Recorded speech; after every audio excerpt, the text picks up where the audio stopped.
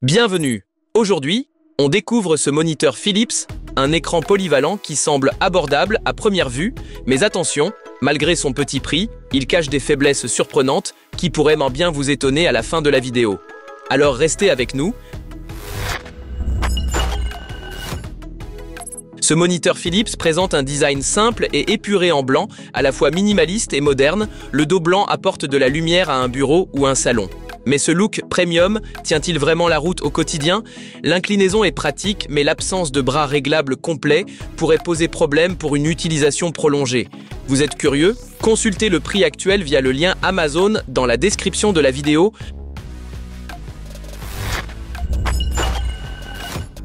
La technologie IPS offre des couleurs riches et fluides, idéales pour le travail, les films, voire un peu de jeux occasionnels. La fonction Adaptive Sync assure une image fluide dans les jeux à fréquence variable et avec les technologies Flicker Free et Low Blue, l'écran reste confortable même sur de longues sessions. Pour les utilisateurs bureautiques, les pré-réglages Smart Contrast et Smart Image optimisent automatiquement la luminosité et les couleurs. Suffisant pour les pros? Peut-être pas. La profondeur des couleurs et la luminosité restent dans la moyenne. Mais pour les débutants, c'est un bon point de départ. N'oubliez pas de vous abonner à la chaîne pour ne rater aucune critique tech.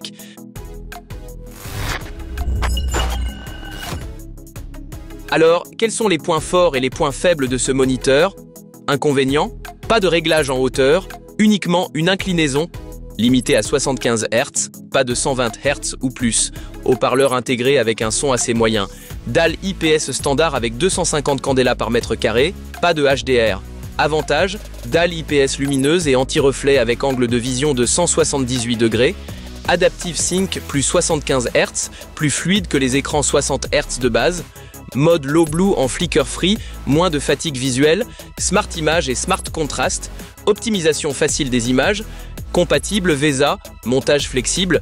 Prix attractif, en général autour de 70 à 90 € en France.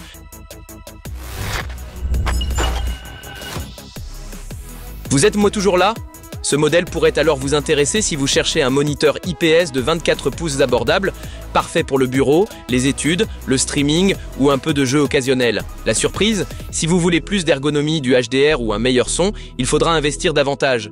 Jetez un œil au lien Amazon dans la description de la vidéo pour connaître les prix et offres du jour. Si cette critique vous a plu, laissez un like, abonnez-vous pour plus de contenu tech et dites-nous en commentaire ce que vous aimeriez voir ensuite.